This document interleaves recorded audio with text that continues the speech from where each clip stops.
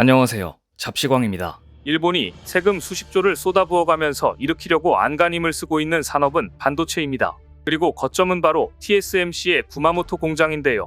2024년 12월 일본은 말도 많고 탈도 많았던 구마모토 TSMC 공장 양산을 시작한다고 발표했습니다. 수년간 수십조 원을 쏟아부어 이제 겨우 양산을 시작했을 뿐인데 일본 반도체의 부활이라도 되는 양, 일본은 지금 적잖이 흥분하는 모습입니다. 구마모토 1, 2공장을 모두 가동할 경우 월간 생산 능력은 300mm 웨이퍼 완산 10만 장 이상이며 총 투자액은 약 2조 9,600억 엔이었습니다. 일본 정부가 최대 1조 2천억 엔을 보조해서 논란이 되기도 했는데요. 일본 제조업체들은 2000년대 들어 첨단 반도체 개발 경쟁을 포기했습니다. 로직 반도체의 경우 현재 일본에선 40나노미터급 제품밖에 만들 수 없습니다. 구마모토 공장에서도 첨단 6나노미터급 제품까지 생산을 목표로 하고 있습니다. 그런데 구마모토 TSMC 공장의 반도체 양산 소식이 발표된 지 열흘이 되지도 않아 최악의 소식이 전해졌습니다. 구마모토에서 멀지 않은 가고시마에 위치한 사쿠라지마 화산이 폭발한 겁니다. 일본 유명 관광지에서 화산이 폭발해 시꺼먼 화산재 기둥이 3km 위로 치솟았습니다. 산 정상에서 검은 연기가 솟구치더니 하늘을 뒤덮습니다. 시꺼먼 화산재 기둥은 상공 3.4km 높이까지 치솟았습니다. 일본 가고시마현에 있는 사쿠라지마는 활화산으로 유명한데 평소에도 소규모 분화가 일어나지만 이날은 유독 연기가 3km 이상 치솟으며 대폭발을 일으켰습니다. 심지어 100km 떨어진 곳에도 화산재가 떨어진 것으로 알려졌습니다. 현지 주민도 화산 폭발 후 주변 지역을 3분 정도밖에 걷지 않았는데 화산재를 뒤집어 썼다며 팔부터 다리까지 잿빛가루로 뒤덮인 영상을 SNS에 올렸습니다. 그런데 어찌된 일인지 비슷한 시점에 미국 하와이에서 두 번째로 큰 화산인 킬라우에아 화산도 폭발했습니다. 일반인의 출입이 제한된 지역이어서 인명피해는 없었지만 용암이 80m 높이로 치솟았고 화산재는 최대 2.4km 높이까지 솟구쳐 올랐습니다. 지난 9월에 이어 석 달 만에 다시 분화한 것입니다. 현재는 분화 패턴이 안정된 수준으로 잦아들었지만 화산가스가 바람을 타고 피부와 눈에 자극을 줄 수 있어 당국은 주민들에게 외출 금지를 당부하기도 했습니다. 앞서 2018년에는 하와이 킬라우에아 화산에서 대규모 폭발이 일어나 주택 700채가 파괴된 적도 있습니다. 문제는 일본 사쿠라지마 화산과 하와이 킬라우에아 화산이 같은 부리고리에 위치해 있다는 점입니다. 이뿐만이 아닙니다. 이번 분화는 또 다른 부리고리에서 연쇄적으로 발생해 일본 국민들의 간담을 서늘하게 만들었습니다. 하와이의 킬라우에아, 일본의 사쿠라지마, 니카라과의 마사야에 이어 인도네시아의 루앙 화산까지 48시간 동안 부리고리에 위치한 섬들에서 무려 4개의 화산이 분화한 것인데 이러한 일은 아주 드문 일이라 부리고리에 사는 주민들은 심상치 않은 조짐이라며 불안해하고 있습니다. 가고시마와 구마모토는 가까운 지역입니다. 구마모토 공장에서 반도체 생산을 하자마자 근처에서 초대형 학재가 발생한 것인데요.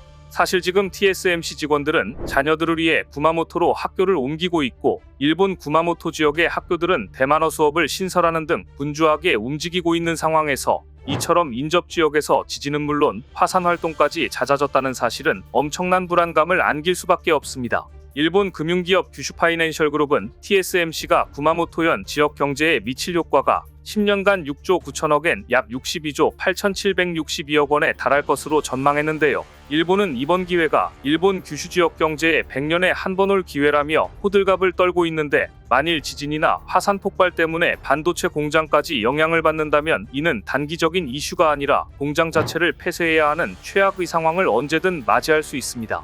결과적으로 막대한 세금을 쏟아부은 프로젝트가 허사가 될 수 있다는 이야기입니다. 더구나 일본과 TSMC의 밀월이 그리 오래가지는 못할 것이라는 전망이 벌써부터 솔솔 나오고 있습니다. 국내 생산 기반을 확충한 일본의 다음 단계는 이나노이아 차세대 설계 기술인데다가 일본의 최종적인 목표는 메이드 인 재팬이 아니라 라피더스 등을 통해 메이드 바이 재팬을 목표로 하고 있기 때문입니다. 한마디로 동상이몽의 가운데 양산을 시작한 것입니다.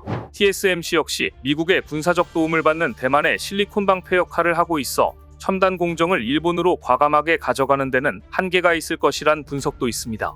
TSMC가 최첨단 공정은 결국 자국이 중심이 될 수밖에 없을 것이라고 보는 게 업계의 공통된 의견이기도 합니다.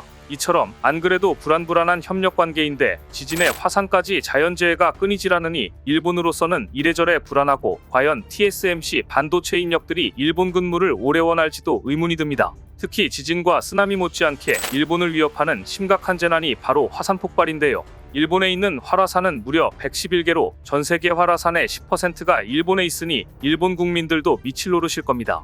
그런데 최근 이처럼 부리고리에서 4개의 화산이 연쇄 분화하자 일본에 또다시 화산 폭발 공포가 엄습하고 있습니다. 일본 국민들은 여전히 2014년 9월 27일 오전 11시 53분 나가노현과 기후현에 걸쳐 있는 온타케산이 폭발했을 당시 이 상황을 기억하고 있습니다. 당시 주변은 순식간에 화산재로 뒤덮였고 사망, 실종자는 63명에 달했습니다. 일본은 온타케산 분화를 전후 최악의 화산재해로 기억하고 있습니다. 그리고 지금 가장 눈길이 쏠리는 건 역시 후지산입니다. 후지산은 분화에 의해 지형이 크게 바뀌어온 활화산입니다. 1707년 16일간 계속된 호에이 대분화가 마지막 폭발로 지난 300년 이상 활동이 없었다는 점이 더욱더 불안하게 만들고 있습니다. 과거 5600년간 평균 30년에 한 번 분화했던 것을 감안하면 이례적으로 긴 기간이기 때문입니다. 그래서 일본에서는 언제 분화해도 이상할 게 없다는 일본의 화산 상태를 보여주는 대표적인 사례가 바로 후지산인데요. 후지이도시스고 후지산과학연구소 소장은 요미우리 신문에 3세기 동안 지하에 마그마가 쌓여있을 가능성이 있어 다음 분화는 대규모가 될 것이라는 각오가 필요하다고 말한 바 있습니다.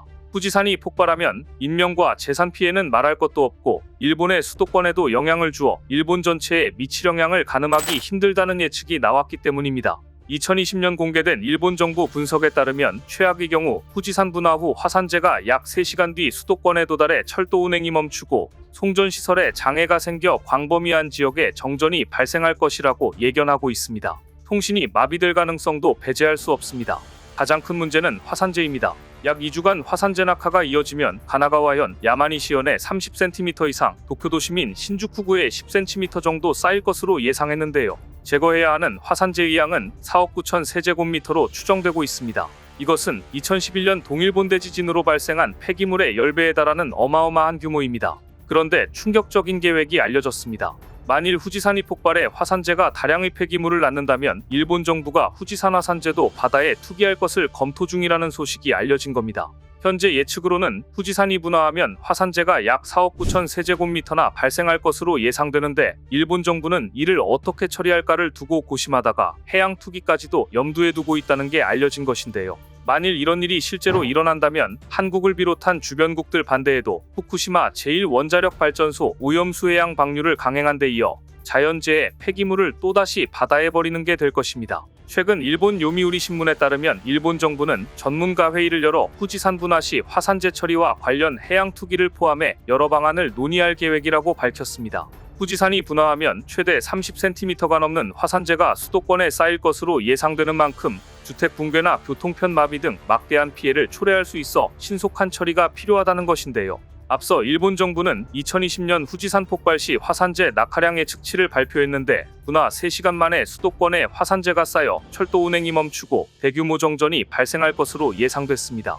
분화가 계속되면 2주 뒤에는 수도 도쿄 인근 가나가와 야마나시현에 30cm 이상, 도심에는 10cm 이상의 화산재가 쌓일 것이라는 게 정부 예측이었습니다. 아직까지는 일본 정부 차원에서 공식적으로 확정된 화산재 처리 방침은 나오지 않았습니다.